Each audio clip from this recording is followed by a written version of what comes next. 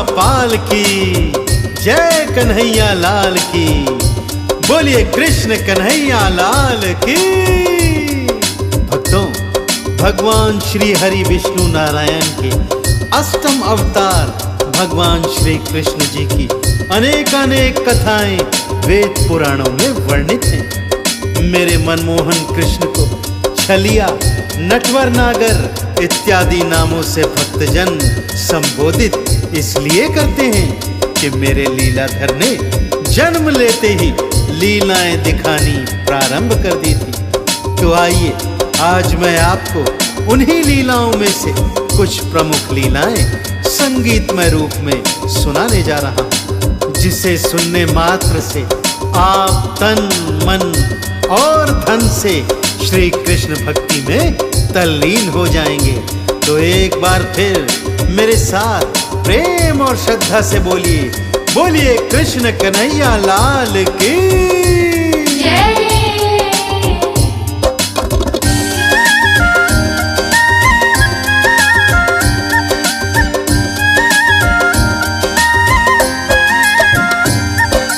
आओ भक्तों, कृष्ण की गाथा सुनाओ।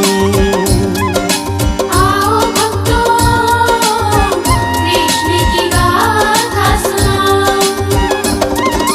श्री कृष्ण की लीलाओं का, श्री कृष्ण की लीलाओं का गुण मैं गाता जाऊं।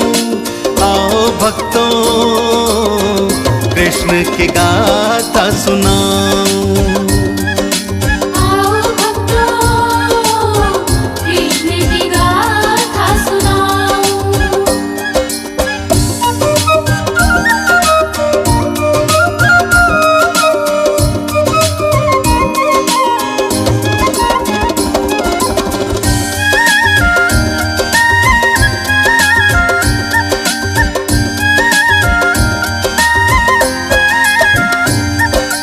जब पापी कंस को यह ज्ञात हुआ कि उसकी बहन देवकी की 8वीं संतान उसका काल बनेगी, तो उसने देवकी और वसुदेव को कारागार में डलवा दिया भक्तों, और एक एक कर उसकी 7 संतानों की हत्या कर दी। अब 8वीं संतान इस दुनिया में आने वाली थी भक्तों, और वो संतान थी भगवान श्री कृष्ण।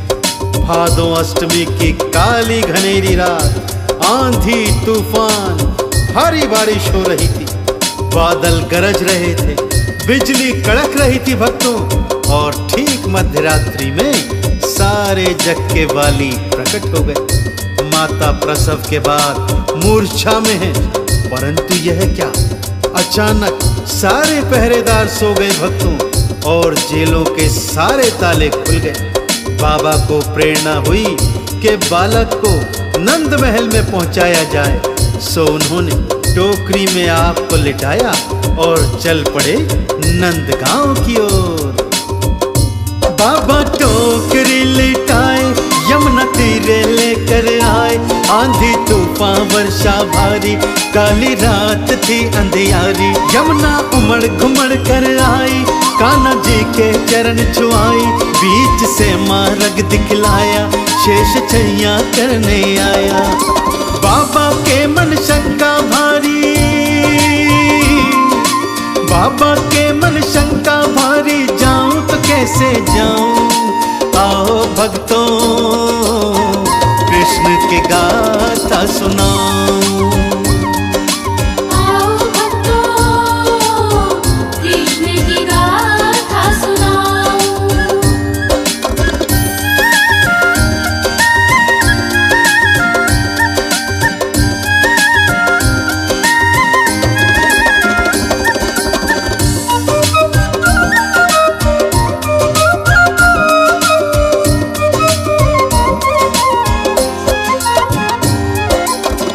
किसी तरह से बाबा ने उमड़ती घुमड़ती काली अंधियारी रात में यमुना को पार कर नंदगांव में आ पहुंचे। सारा महल सो रहा था भक्तों। माता यशोदा ने भी उसी समय एक कन्या को जन्म दिया हुआ था, सो वो भी अर्ध मूर्छा में थी।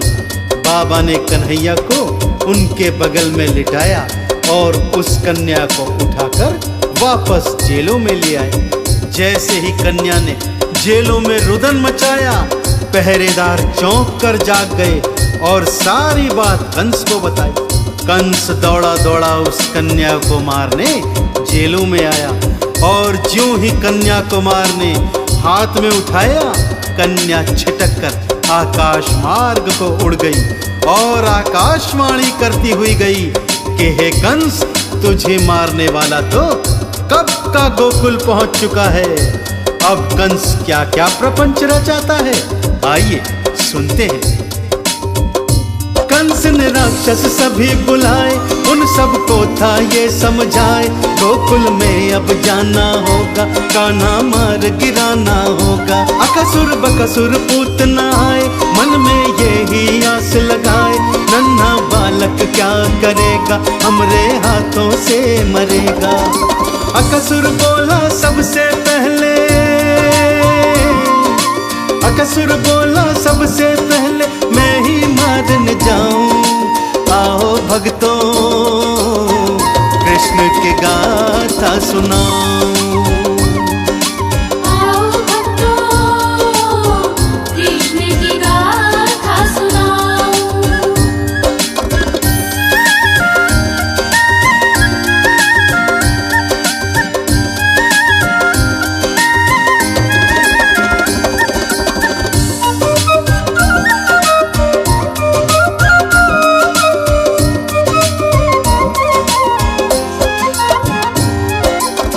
सबसे पहले अकासुर आया भक्तों, अपनी शक्ति पर इतराता हुआ, परंतु ज्यों ही कान्हा के पैर का नाखून उसे छुआ, 100 योजन दूर जाकर गिरा और मारा गया।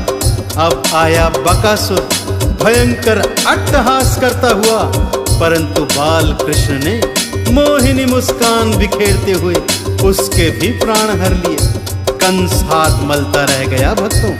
अब उसने भेजी पूतना, जो अपने दूध पर विष लगाकर आई थी। सोचती थी विष भरा दूध आपको पिलाएगी और मार डालेगी। सो नन्हे कान्हा को गोद में उठाकर ले उड़ी हवा में, परंतु कान्हा ने दूध के साथ साथ उसके प्राण भी खींच लिए। ऐसे ही तृणावर्त का छकड़े के नीचे दबाकर अंत हुआ और कंस के भेजे हुए सारे असुर मारे गए। सारे राक्षस मार गिराए, गोकुलवासी सब हर्षाए। माटी जब कान्हा ने खाई, मैया को ब्रह्मांड दिखाई। कालिया की अब बात बताऊं, पावन गाथा तुमको सुनाऊं। लीलाधर की लीला न्यारी, भक्तों लगती सबसे प्यारी। यमुना तीरे भक्तों तुमको, यमुना तीरे भक्तों तुमको आओ लेकर जाऊं।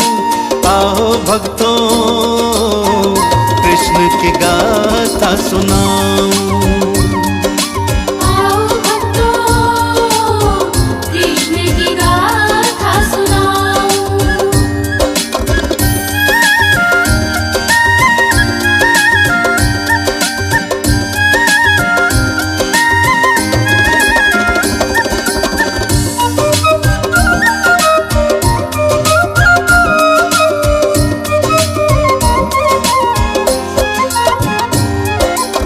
कालिया नाग ने यमुना जी के एक हिस्से पर अपना अधिकार जमा रखा था भक्तों। जो उस हिस्से से जल पीता या स्नान करता तत्काल मर जाता।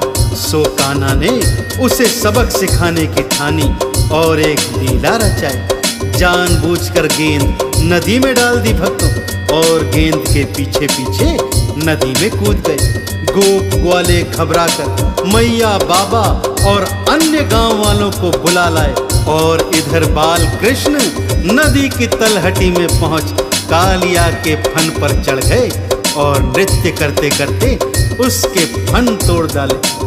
कालिया ने जब क्षमा मांगी तब कान्हा ने वचन लिया कि वो तुरंत यमुना नदी छोड़कर चला जाएगा। कालिया की जान में जान आई और वो तुरंत यमुना नदी छोड़कर भाग गया। गांव वालों ने कालिया के फन पर नृत्य करते हुए, बंसी बजाते हुए बाल कृष्ण के दर्शन किए और सबका हृदय कृतार्थ हो गया भक्तों। कान्हा नदियां बीच समाए, कालिया नाग को न खाए, सारे चरणों शीश नवाए, नाग नथैया नाम धराए। आई कंस की अब बारी, लीलाधर की लीला न्यारी, कंस ने मथुरा में बुलवाया, मन ही मन में वो हर्षाया। सोच रहा था अपने हाथों, सोच रहा था अपने हाथों तुमको मार गिराऊं। आओ भक्तों कृष्ण की गाथा सुनाऊं। आओ भक्तों कृष्ण की गाथा सुनाओ।